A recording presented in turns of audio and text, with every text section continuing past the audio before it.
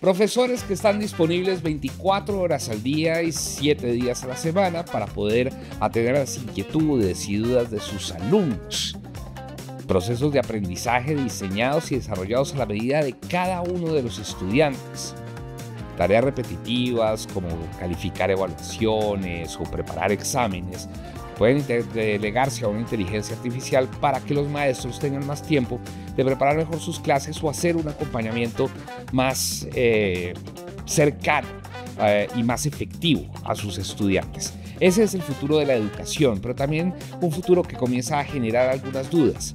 ¿Cómo educo yo a niños y niñas como por ejemplo Alicia, la hija de Diego, cuando una máquina puede darle la respuesta a todas sus preguntas? De eso vamos a hablar hoy aquí en Hay para Todos, sobre la educación en la era de la inteligencia artificial. Tema difícil, ¿no? Bienvenidos. Sí, pues Juan, la verdad es que yo lo veo con preocupación.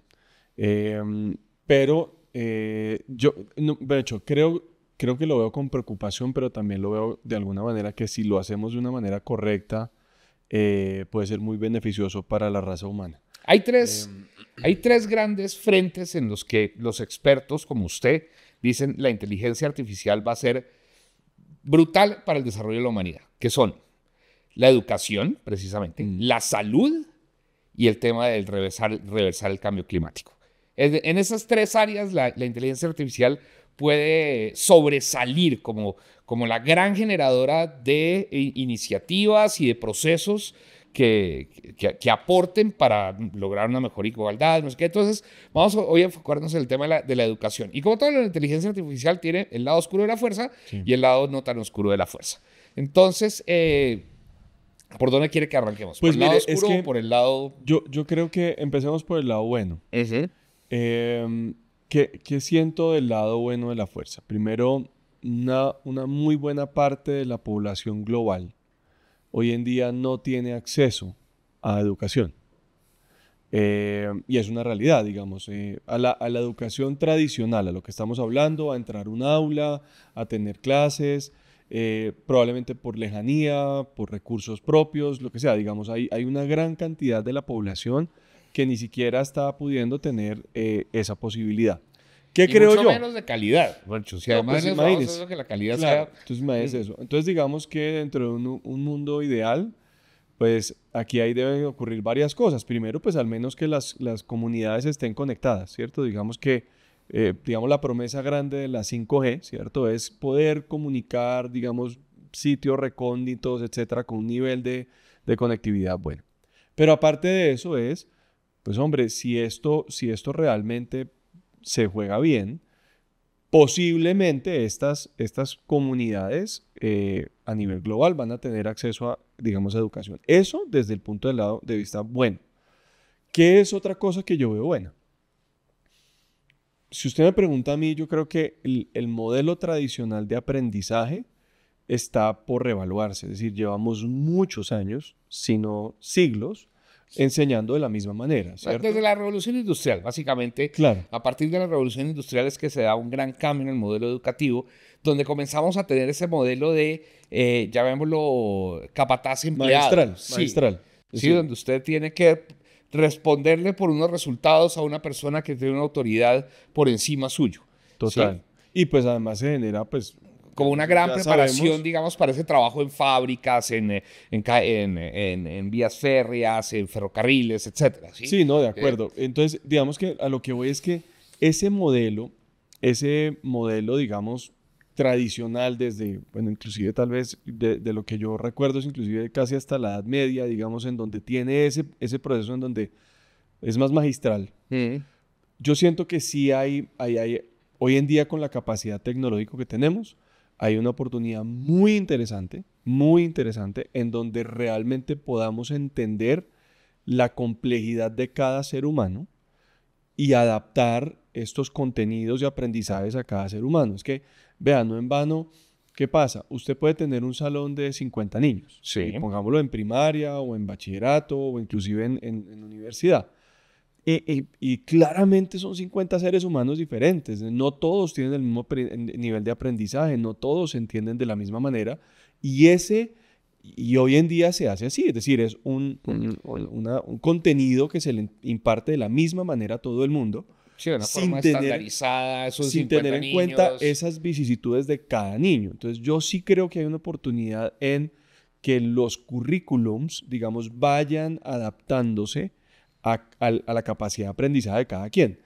Y eso hoy en día una inteligencia artificial sí lo puede hacer. ¿Por qué? Porque es que logra entender la forma de interacción suya con los contenidos. Entonces, ahí creo que si eso se logra y se implementa de una manera correcta, ¿qué va a pasar? Podría inclusive acelerar mucho la forma en la que las personas pueden entender, adoptar contenidos. Entonces, a ver, como para aclarar, a ver si yo estoy entendiendo, porque hoy estoy un poquito bruto.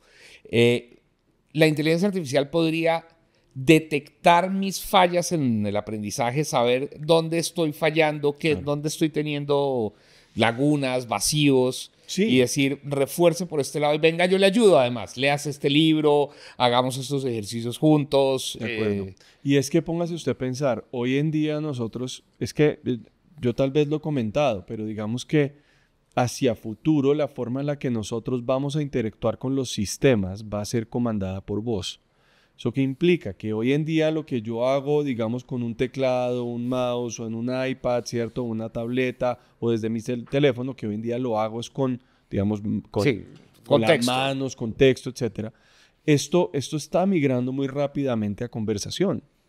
Y ahí cambia mucho. Que Porque es además la forma como hemos aprendido nosotros toda la vida, ¿no? Porque si lo miramos de esa forma, nosotros tenemos una persona que es, digamos, el poseedor del conocimiento, dígase profesor, maestro, docente, pongan el nombre que quiera, que a partir de la oralidad, a partir de la voz, va haciendo una transferencia de conocimiento de sus alumnos apoyada en libros de texto. ¿Sí? Correcto. Así nos enseñaron a nosotros. Correcto, así es. Pero entonces, ¿qué pasa?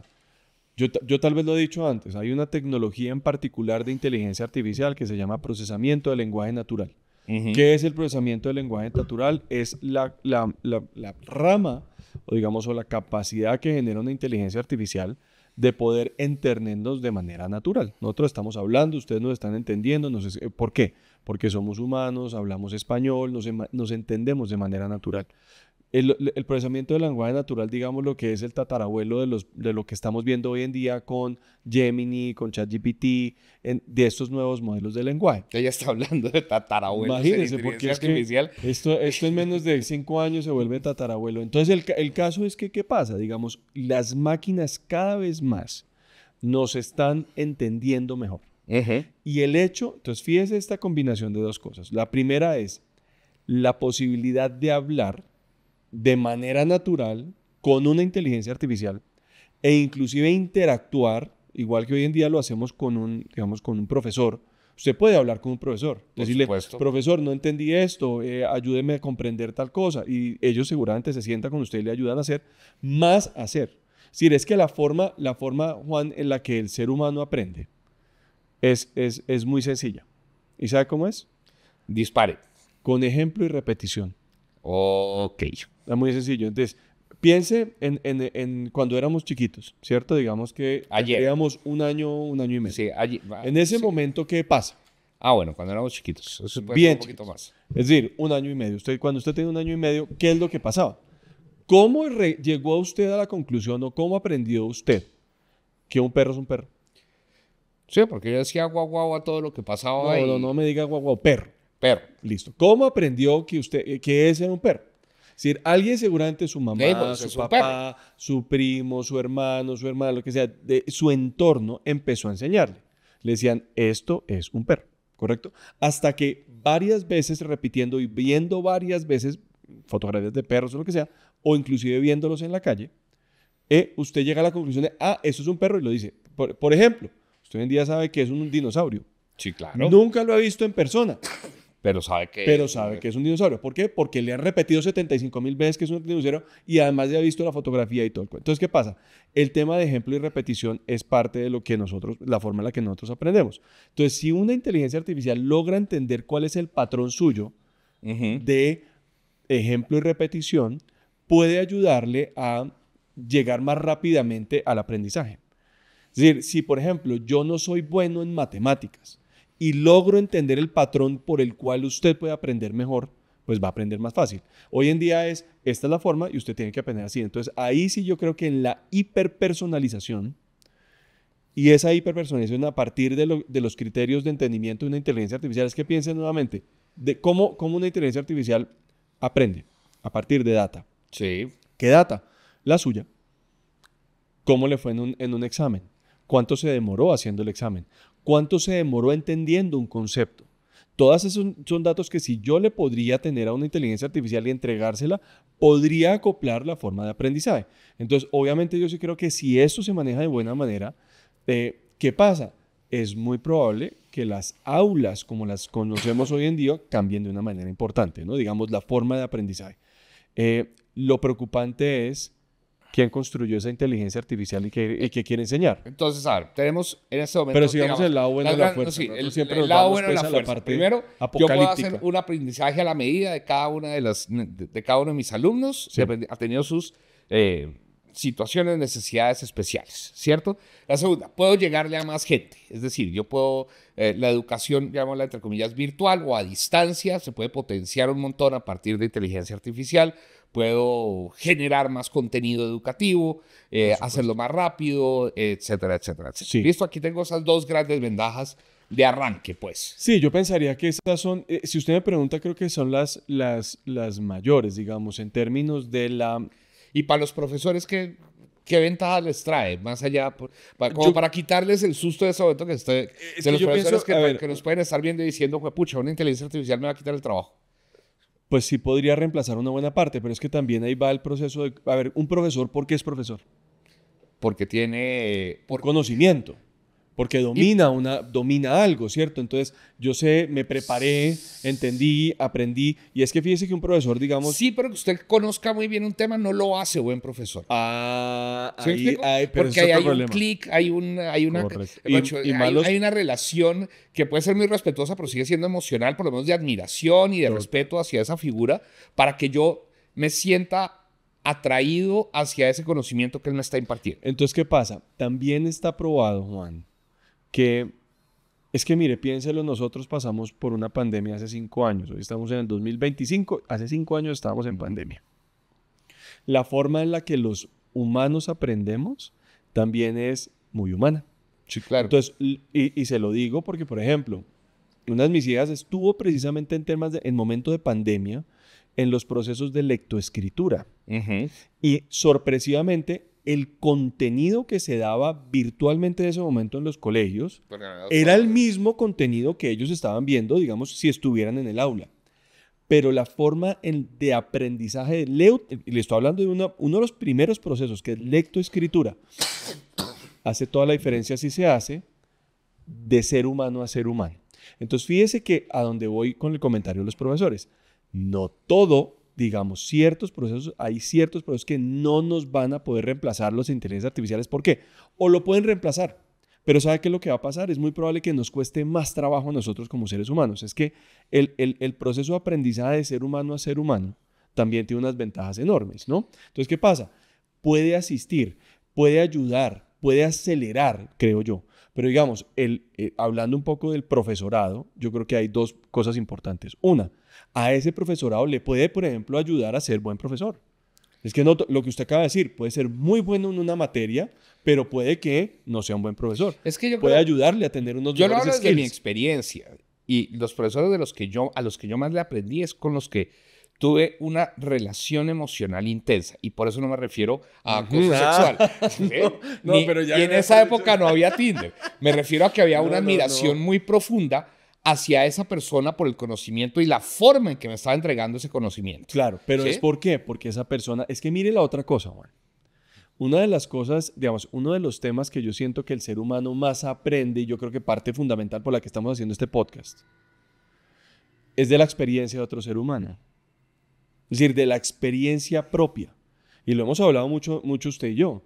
Acá estamos porque usted tiene una experiencia, yo tengo una experiencia, tenemos invitados que tienen una experiencia y aquí estamos aprendiendo a partir de la experiencia. Entonces, eso es muy valioso. ¿Cuál es la experiencia de una inteligencia artificial? Con la que se le entrene. Y si es la experiencia de 5, 10, 15, 20, 30 personas, será un sancocho de esas 5, 10, 15, 20, 30 personas. Pero ¿qué pasa? Probablemente no es una experiencia propia. ¿Sí? Entonces, ¿qué pasa? Ahí hay una diferencia. Mire lo lindo que usted acaba de decir. Y por propia me refiero a individual, ¿sí? Ah, no solo de que sea, de que ChatGPT o llámese el modelo que sea, lo haya experimentado per se, sino el hecho de que la forma en que mi experiencia me alimenta mi comunicación, Claro. y en ese sentido el profesor es un comunicador, pues tiene mucha influencia, tiene mucha incidencia. Es que mire, Y piense solamente, Juan, la generalidad de un ChatGPT o de un Gemini.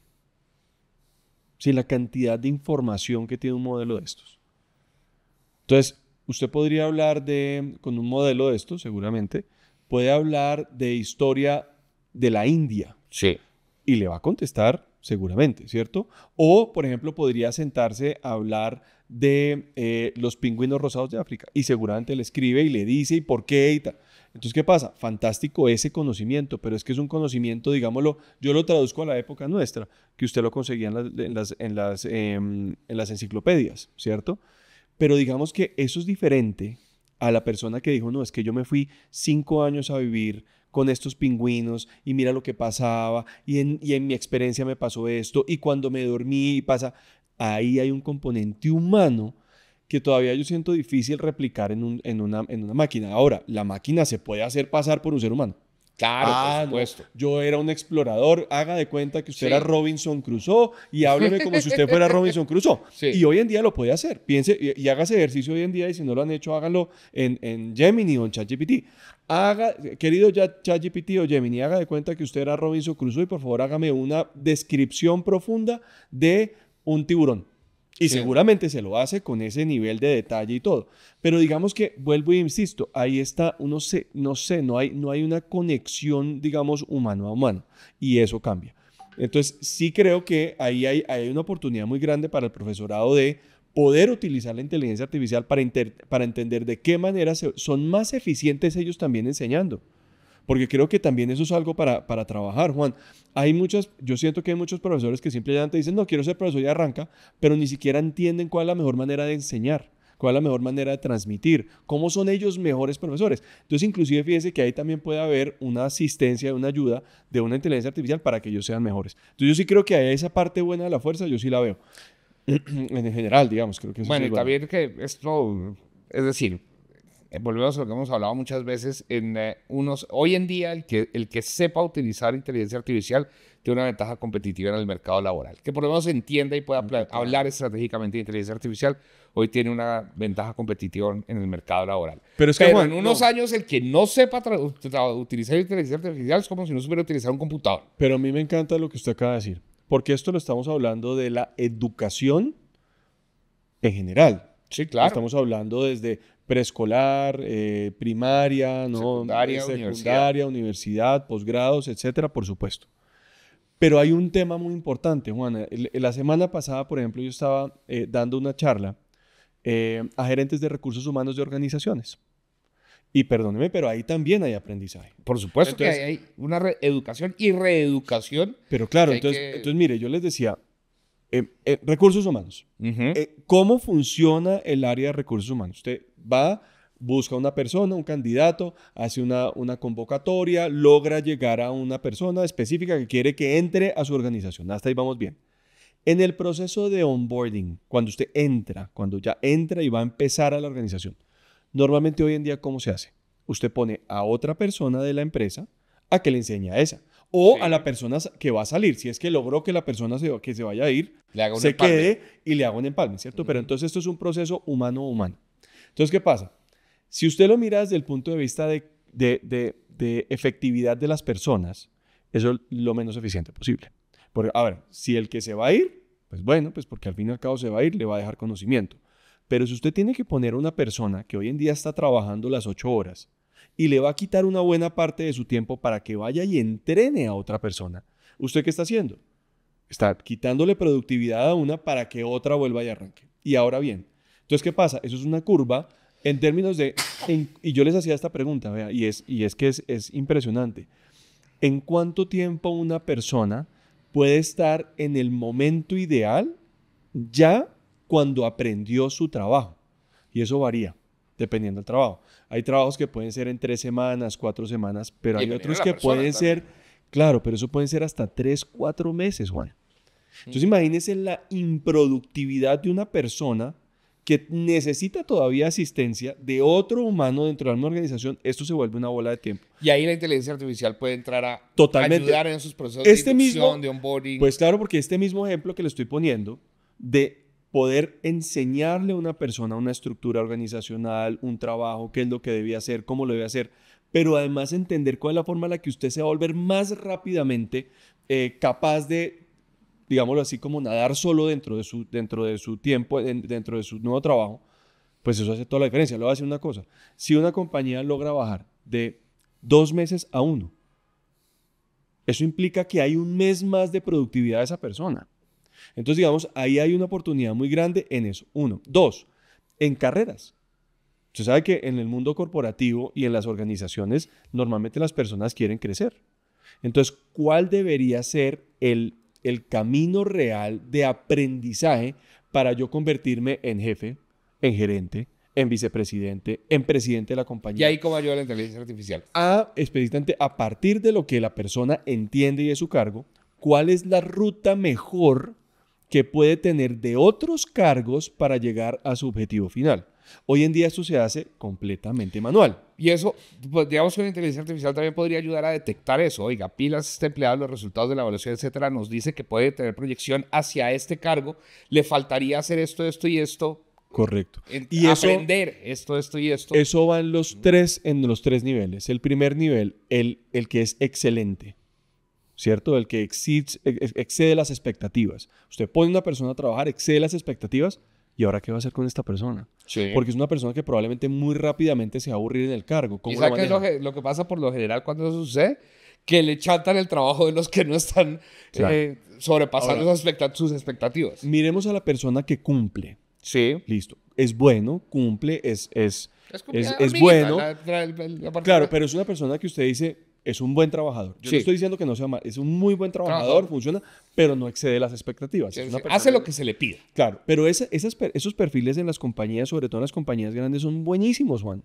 Porque usted necesita gente que haga lo que se le pide. Sí. Hay mucha gente que no la hace ni siquiera. Entonces, digamos, esos perfiles son muy buenos para irse moviendo dentro de la cultura organizacional y entender en dónde sería su siguiente paso. Ahí es otro.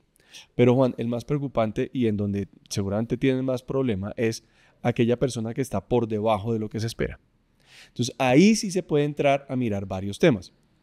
¿Es reentrenamiento? ¿Es capacidades? ¿Qué es de esa persona? A veces es difícil saberlo. Entonces, digamos que a partir de datos uno sí podría decir, hombre, nos va a tocar definitivamente dejar a esta persona ir.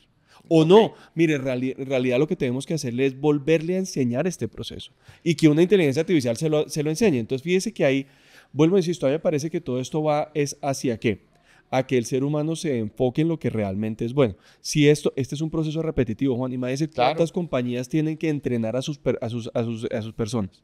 Sí, todas. Sí, todas.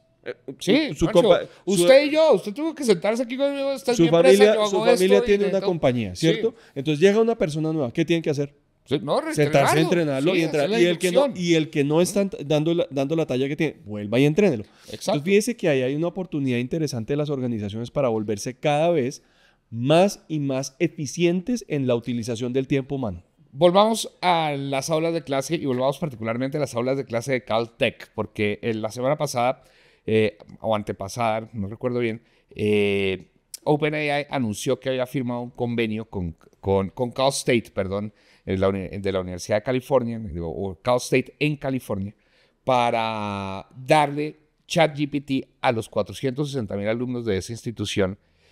Y digamos que la meta de OpenAI es que ChatGPT sea un acompañante desde el día de la inducción hasta el día del grado, de todo el proceso estudiantil del estudiantado. ¿Cuáles? Bueno, ya vimos las posibilidades de microaprendizaje, de aprendizaje personalizado, etcétera, etcétera, etcétera. Pero también, ¿cómo entra uno a educar o a enseñar cuando le pone acompañante a un man que tiene todas las respuestas? ¿sí? Y discutíamos ahorita fuera de cámaras que hay preocupación porque a los estudiantes que están utilizando preponderantemente modelos de inteligencia artificial para hacer sus tareas, se les está olvidando o están perdiendo la capacidad de solucionar problemas, de pensamiento lógico para la solución de problemas. Más o menos ahí cómo funcionaría ese asunto. Mientras que lo oí hablar, te perdiste mi mirada, yo sé, pero... Me preocupa un montón. Vea, ¿qué es lo que creo? Le puedo hacer una pregunta, no sé si tal vez dentro de lo que usted leyó, ¿le explicaron cómo utilizar la herramienta correctamente a los alumnos o no? Pues es parte del asunto, es parte de ese entrenamiento. Eso es lo que me preocupa. Es decir, mire, yo el otro día estaba... es que no es solo cómo utilizarla, es para qué utilizarla. Por eso, porque al exacto. fin del día de cuentas, sí, yo puedo hacer un ensayo a punta de ChatGPT. Y además, ChatGPT lo puedo decir, además, cámbiame el estilo, no sé qué, la verdad, para que sea cada vez más irreconocible y más difícil de detectar la mano de la inteligencia artificial en el texto. Sí, lo puedo hacer. Pero pues el idiota que está pagando $100,000 al año de una universidad y no está aprendiendo un culo soy yo. ¿Qué? Claro, pero es que eso es a lo que voy. Entonces, yo creo que estos procesos, me hecho, es innegable el valor que tiene poder utilizar inteligencias artificiales para ciertas actividades. Es innegable. Pero yo lo pongo como con un símil. Cuando usted quiere aprender a conducir, ¿qué hace?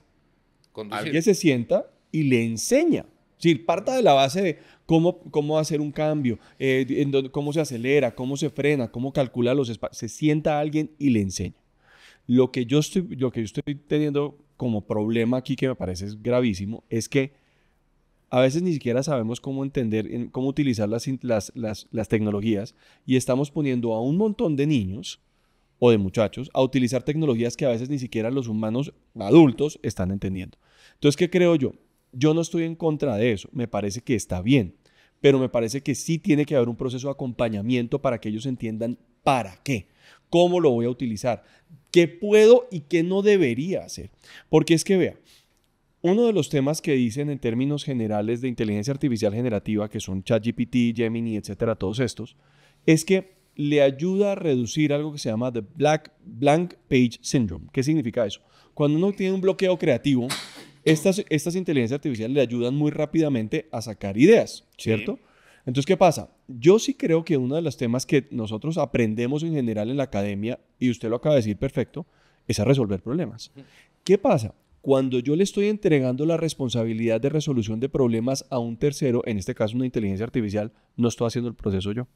No estoy haciendo el proceso de repetición, ¿se acuerda? Sí. De repetición para poder aprender. Entonces, ¿qué pasa? Al entregárselo a un tercero pasan dos cosas. Uno, estamos teniendo personas seguramente que no tienen capacidad de tomar decisiones fácilmente, que si no le preguntan a una inteligencia artificial no son capaces de tomar una decisión. Es casi como la persona dependiente de su pareja o la persona dependiente de sus papás, que no puede tomar una decisión sin que sus papás se la validen. Imagínense la gravedad como sociedad, que nosotros tengamos un montón de niños, niñas, adultos, lo que sea, necesitando preguntarle a una inteligencia artificial. ¿Quién maneja esa inteligencia artificial? Entonces, si OpenAI o Google le parece interesante que nosotros tomemos decisiones y ellos van a empezar a tomar decisiones por nosotros, ¿eso es lo que nosotros queremos como humanidad? Entregarle esa responsabilidad a una inteligencia artificial. Entonces, bajo ese aspecto, sí me preocupa mucho. Porque es que eso, mire, uno de los componentes más básicos del ser humano es tener la capacidad de autocrítica y de tomar una decisión. Sí, de tomar decisiones. Es que eso es parte del cerebro humano. Es que a mí lo que me parece es que ChatGPT es una herramienta demasiado grande, una navaja suiza con demasiados usos para que se las den a todos los estudiantes. Sí. ¿Dónde creo yo que podría estar, digamos, ese punto medio? Venga, siéntese a OpenAI con profesores y desarrolle unas cosas específicas, además, digamos, para cada materia o carrera que le permita, pero siéntese con los profesores a diseñar su herramienta. ¿Dónde están las necesidades de los profesores y cómo puede la inteligencia artificial entrar a ayudar en el proceso educativo? Pero en eso yo sí creo, ¿sabe qué? Que tiene una ventaja competitiva gigante Microsoft y Google. ¿Por qué? ¿Por qué? Porque ellos sí tienen la suite embebida dentro de la, digamos, piense que a ver qué pasa. ¿Y en español eso qué significa? ¿Qué es lo que pasa? Microsoft hoy en día le da a muchas organizaciones toda su suite gratis, es decir, Office 365, claro. Es decir, Word, PowerPoint, Teams, lo mismo hace Google. Entonces, ¿qué es lo que pasa? OpenAI no tiene esa capacidad, se la está inventando. Mientras que estas compañías sí llevan años entregándole estas plataformas de aprendizaje desde correos electrónicos, la gente está haciendo tareas en sus plataformas, ellos entienden mucho mejor que de lejos que OpenAI. Entonces, si alguien va a traer, de hecho por eso está Google for Education, es decir, y también está una parte en Microsoft. Estas dos compañías yo creo que sí pueden llegar a tener una disrupción real dentro de lo que es la aula hacia futuro. Ahora bien, vuelvo e insisto, es que lo preocupante es cuáles son las cosas básicas que tiene que tener un ser humano como ser humano. Y el problema es que si nosotros le entregamos parte de eso a una máquina, entonces le estamos entregando esa responsabilidad a la máquina. Es decir, le voy a poner un ejemplo. ¿Será que debo estudiar para el examen de mañana o no? Y que la inteligencia artificial le diga, no es necesario, más bien lo estudias para el siguiente y con eso pasas. Y usted lo hace. No, y usted ¿Qué tipo de criterio tiene ese ser humano? Además usted acaba de poner un tema, en cuestión un tema que es muy importante y es la responsabilidad final de ese proceso educativo. ¿De quién es? Además. Se la vamos de ChatGPT, de Gemini, de la universidad, del colegio, del profesor, de los padres. Hoy en día, yo se lo digo como una persona que tiene hijos, yo sí le estoy dando la responsabilidad a esa institución que mis hijas, por ejemplo, tengan una educación suficiente para poder enfrentar el mundo. Yo sí le estoy entregando esa responsabilidad. Y si fuera homeschooling, no importa. Y contrato una compañía que sea de homeschooling, yo sí le estoy entregando esa responsabilidad a ese tercero. Ahora bien, ese tercero espero que encuentre la mejor manera en la cual mis hijas puedan aprender de una mejor manera. Eso sí lo estoy haciendo. Y de hecho, esas son muchas de las conversaciones que nosotros tenemos con los profesores. Y es, bueno, ¿cómo ves a esta niña? ¿Qué es lo que debería funcionar? ¿Qué le gusta? ¿Qué no le gusta? Porque es que al fin y al cabo, cada uno de los seres humanos tiene una característica diferente y les gusta cosas diferentes. ¿Sabe qué me preocupa dentro de esto? Que es que si usted quiere llevar a las personas por un camino, las puede llevar. Me parece que el libre pensamiento y el libre... ¿Se acuerda cuando nosotros estábamos en el colegio? Que sí. De hecho el colegio nuestro era muy importante el tema de volverse... Pensamiento crítico. ¿Se acuerda? Pensamiento crítico. La otra es el libre, la libre, ¿cómo se llama? Construcción de su personalidad. Sí, el libre desarrollo de la personalidad. Eso es importantísimo. Usted puede adoctrinar. Claro. Entonces, ¿qué pasa? Es que ese es el peligro de entregar a terceros el tema de responsabilidad de... a cuartos, que aquí es a terceros, a cuartos. ¿Entiendes? Entonces, se lo está entregando. Y a cuartos que además, volvemos a que son unos y ceros en un servidor. Correcto. No son, ni siquiera es un ser humano con que usted puede ir a pelearle la mala educación de su hijo. No. ¿Sí? Bueno, fíjese ese tipo de cosas. Es decir, el comportamiento de la parte, digamos, el comportamiento de los niños, la parte disciplinaria, ¿cómo se manejaría? ¿Sí? ¿Cómo balancea usted, desde el padre de familia? ¿Sí? Ya hablamos del estudiante, ya hablamos del docente, hablamos del padre de familia. ¿Dónde está ese balance entre el uso de herramientas de inteligencia artificial? ¿Dónde se traza la raya de hasta aquí te la dejo utilizar para que tu proceso educativo y de conocimiento y aprendizaje no se vea afectado? Yo se lo voy a decir, esto es una opinión muy personal, qué pena. A mí. No, y además aquí estamos experimentando, porque esto es completamente nuevo. Nadie nadie tiene ni siquiera datos todavía para saber esto cómo va. Porque las implicaciones de eso las vamos a comenzar a ver apenas por ahí en 5 años y en 10 ya tendremos algún panorama claro. Es que póngase a pensar. Alicia, por ejemplo, no ha utilizado ChatGPT, tiene 8 años. Pero Isabel, que tiene 13, ya está empezando a hablar y a ver temas de inteligencia artificial. Entonces estamos viendo que, digamos, esto es sexto, digamos, séptimo, dependiendo del país en el que esté en sexto, séptimo, que ya es bachillerato medio. Sí. Ahí ya estamos viendo que la gente sí efectivamente está empezando a entrar al mundo de... utilización de herramientas de inteligencia artificial. Y que es importante que aprendan a utilizarlas, porque además su futuro va a estar marcado por el uso de estas herramientas y su desarrollo como adultos va a estar además siendo paralelo al desarrollo de estas herramientas. De acuerdo. ¿Sí? Pero entonces, ¿qué pasa? ¿A dónde voy con todo este rollo? Primero, ¿hasta dónde llegar? Yo creo que sí está interesante. Yo creo que, ¿se acuerdan en el capítulo que estábamos hablando si se justificaba aprender a programar o no? Yo creo que es lo mismo acá.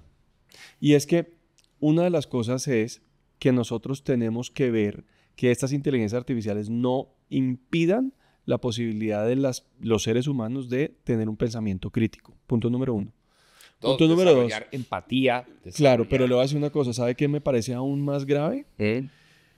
Yo siento que hoy en día la gran mayoría de los jóvenes y sobre todo y también adultos, pues yo veo que hay una deficiencia muy grande en confianza. Es decir, no se tienen confianza. Y el poner cierto tipo de tecnologías a la mano. Y pues parte de la base que además la generación alfa, ¿no? Generación Z, son generaciones, los millennials no tanto, digamos una buena parte de millennials sí, pero son generaciones completamente digitales.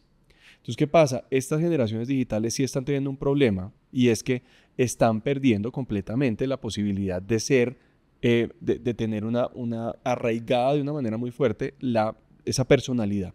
Siempre necesitan una validación de tercero, siempre tienen un tema adicional y ¿sabe qué es? La gratificación instantánea. Es que el problema que nosotros tuvimos es que usted decía en una reunión hace 20 años. Oiga, qué maravilla. ¿Y cuánto mide la Torre Eiffel? ¿Qué nos pasaba en ese momento? No, pues ni idea, nos tocará ir a averiguar y hagamos una apuesta. Yo creo que tiene tantos metros, el otro tantos metros. En este momento usted dice eso y en menos de segundos ya hay alguien con un teléfono diciendo, es que tiene yo no sé cuántos metros. Sí, claro. Entonces el tema de gratificación instantánea para estos niños ha hecho algo que primero los vuelve no tolerantes,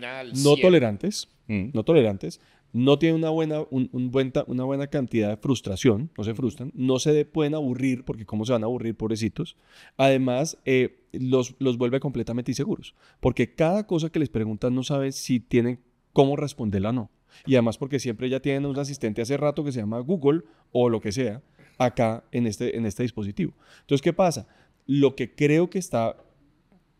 es una parte preocupante acá es que estas generaciones estamos cada vez más dependientes de la tecnología para cosas básicas humanas. Y ahí sí nos debemos preocupar, porque es que hacia futuro, entonces, ¿qué vamos a hacer? ¿Quién es el que va a pensar? ¿Todo el mundo va a pensar por nosotros o quién? Es decir, una inteligencia artificial va a pensar por nosotros, entonces, ¿para qué existimos? ¿Me entiendes? Es decir, sí. es que hay unas preguntas un poco más fundamentales en ese sentido. Entonces, ¿qué digo? A nivel de padres, uno, yo sí creo que es importante, así como están usted que trabajó tanto tiempo en televisión, en cine, etcétera, usted sabe que está 7 más, 13 más, ¿no? 16 más, R, nota.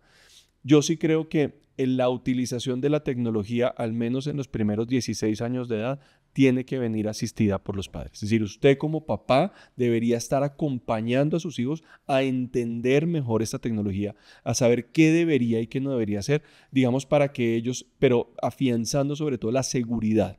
Es decir, que si usted se le acabó la pila, la batería de su celular, no sienta que se le acabó el mundo. ¿Sí me explico? Entonces yo creo que ahí hay un tema en términos de que sí deben permitir la utilización, pero debe ser acompañado. Eso es uno. Y yo creo que es de los más importantes. Pues si usted me pregunta a mí como padre, creería que es eso. Y eso sin meternos en temas de social media, ni mucho menos, ¿cierto? Digamos, es solamente la utilización de tecnologías como estas sí deben venir asistidas. Porque es que, mire, lo hablábamos. Uno de estos niños puede preguntarle muchas cosas a una inteligencia artificial y le puede creer. Y ya lo hablamos en un capítulo anterior. Es decir, el peligro de necesariamente creer toda una inteligencia artificial. ¿Sí? Es decir, eso es un peligro enorme, enorme. Suscríbase, dele like, active la campanita Este tema de la educación con inteligencia artificial apenas está comenzando, así que nosotros no tenemos la respuesta. Simplemente les estamos contando cuáles son las preguntas que como sociedad nos estamos haciendo. Ahora, Eso sí una de las cosas, Juan, yo creo, si pueden ahí en los comentarios, si alguien ya está utilizando inteligencia artificial para educarse, para educar, etcétera, o para educar, que nos diga y podemos tener alguna conversación sobre el tema. Sí les agradeceríamos que nos cuenten un poco más, sobre todo que creo que para eso estamos armando esta comunidad, también para aprender de ustedes. Claro que sí, y educar no es solo transferir conocimiento en química, física, álgebra, geografía, historia, es también ayudar y acompañar el desarrollo de la empatía, del pensamiento crítico, del pensamiento lógico para resolver problemas, de las habilidades de la inteligencia emocional. Y eso ni ChatGPT todavía puede acompañar. Así que piense dónde traza las rayas de la educación de sus hijos o de su propia educación a la hora de usar inteligencia artificial. Suscríbase al newsletter, síganos en Instagram y nada, nos vemos la próxima semana. Así es. Ahí para todos.